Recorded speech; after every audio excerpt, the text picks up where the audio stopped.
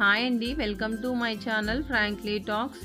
ఈరోజు మనము మునగాకు పచ్చిశనగపప్పు కర్రీ తయారు చేసుకుందాము. ఈ కర్రీ కోసం ముందుగా మునగాకుని తీసుకొని శుభ్రంగా క్లీన్ చేసి పెట్టుకోవాలి. బాగా ముదిరిన ఆకు కాకుండా కొంచెం లేతగా ఉండే ఆకుని తీసుకోవాలండి.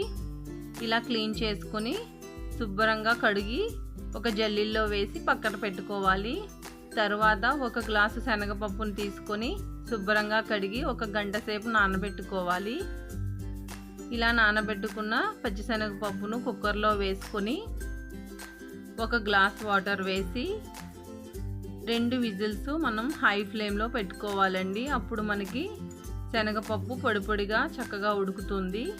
తర్వాత స్టవ్ పైన ప్యాన్ పెట్టుకొని ప్యాన్ హీట్ అయిన తర్వాత 60 ml వరకు ఆయిల్ వేసుకోవాలి. ఆయిల్ హీట్ అయిన తర్వాత 1/2 టేబుల్ స్పూన్ ఆవాలు, 1/2 టేబుల్ స్పూన్ జీలకర్ర వేసుకొని చిటపటమని వేగేంత వరకు వేయించుకోవాలి. తర్వాత కచ్చాపచ్చాగా దంచుకున్న 5-6 వెల్లుల్లి రెబ్బలు వేసుకొని 2 ఎండుమిరపకాయలు కూడా వేసుకొని ఒకసారి బాగా ఫ్రై చేసుకోవాలి. తర్వాత 2 మీడియం సైజు ఉల్లిపాయ ముక్కల్ని వేసుకోవాలి. కొంచెం కరివేపాకు కూడా వేసుకొని ఈ ఆనియన్స్ మనకి కొంచెం దోరగా ఫ్రై అయ్యే వరకు వేయించుకోవాలండి. తర్వాత సన్నగా తరిగి పెట్టుకున్న పచ్చిమిరపకాయలు కూడా వేసుకోవాలి. ఇక్కడ నేను 8 పచ్చిమిరపకాయలు తీసుకున్నాను. మీరు మీ కారం తగ్గట్టుగా పచ్చిమిరపకాయలు వేసుకోండి. ఇలా మనకి ఆనియన్స్ వేగిన తర్వాత 1 టేబుల్ స్పూన్ అల్లం వెల్లుల్లి పేస్ట్ వేసుకోవాలి. అల్లం వెల్లుల్లి పేస్ట్ వేసుకోవడం వల్ల కర్రీ చాలా టేస్టీగా ఉంటుందండి. ఇది పచ్చివాసన పోయేంత వరకు బాగా ఫ్రై చేసుకోవాలి. ఇలా ఫ్రై అయిన తర్వాత 2 పెద్ద సైజు టమాటాలను సన్నగా ముక్కలుగా కట్ చేసుకొని వేసుకొని ఒకసారి బాగా కలుపుకొని మూత పెట్టి టమాటాలు మెత్తపడేంత వరకు ఉడికించుకోవాలి. ఇక్కడ నేను టమాటాలను 2 నిమిషాలు మూత పెట్టుకొని మీడియం ఫ్లేమ్లో కుక్ చేసుకున్నాను. ఇక్కడ శనగపప్పు మనకి ఈ విధంగా పొడి పొడిగా అయ్యేలా కుక్ చేసుకోవాలండి. టమాటాలు మనకి మంచిగా ఇలా మెత్తగా మగ్గిపోయాయి.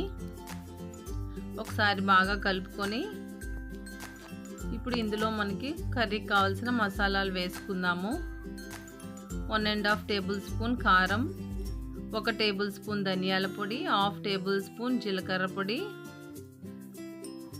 1/2 టేబుల్ స్పూన్ పసుపు, కొంచెం ఇంగువ వేసుకోవాలండి. 1/2 టేబుల్ స్పూన్ వరకు ఇంగువ వేసుకోండి. ఒకసారి బాగా కలుపుకోవాలి.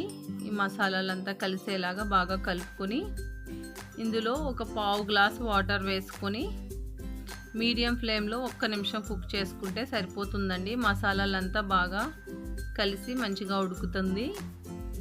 ఇలా ఉడికిన తర్వాత మనము ముందుగా శుభ్రం చేసి పెట్టుకున్న మునగాకు కూడా వేసుకోవాలి.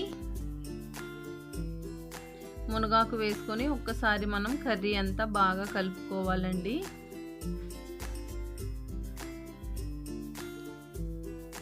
ఇలా కర్రీ అంతా బాగా కలుపుకుంటే మనకి ఒకసారిగా దగ్గరికి పడుతుంది. ఇందులో ఇప్పుడు మనము కూరకు సరిపడా ఉప్పు వేసుకోవాలి. మూత పెట్టి సిమ్లో ఒక 5 మినిట్స్ వరకు కుక్ చేసుకోవాలండి. అప్పుడు మనకి మునగాకు చక్కగా మెత్తగా ఉడికిపోతుంది. మునగాకు పొడి పొడిగా ఉంటే కొంచెం వాటర్ వేసుకొని ఉడికించుకోవాలి. తర్వాత మనం ముందుగా ఉడికించి పెట్టుకున్న పచ్చిశనగపప్పు కూడా వేసుకొని ఒకసారి కర్రీ అంతా బాగా కలుపుకోవాలి. ఇలా కలుపుకున్న తర్వాత 1 గ్లాస్ వాటర్ వేసుకోవాలండి.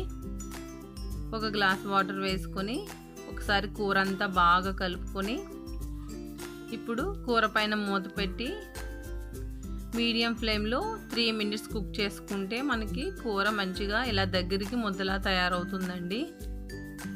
ఇక్కడ చూపిస్తున్న విధంగా కర్రీ మనకి ఇలా ముద్దలాగా తయారవుతుంది. అంతేనండి, ఎంతో టేస్టీగా ఉండే మునగాకు పచ్చిశనగపప్పు కర్రీ రెడీ అయిపోయింది. వేడివేడి అన్నంలోకి చాలా బాగుంటుందండి. తప్పకుండా ట్రై చేయండి. ఈ వీడియో మీకు నచ్చినట్లయితే నా ఛానల్ సబ్స్క్రైబ్ చేసుకోండి. Thank you for watching.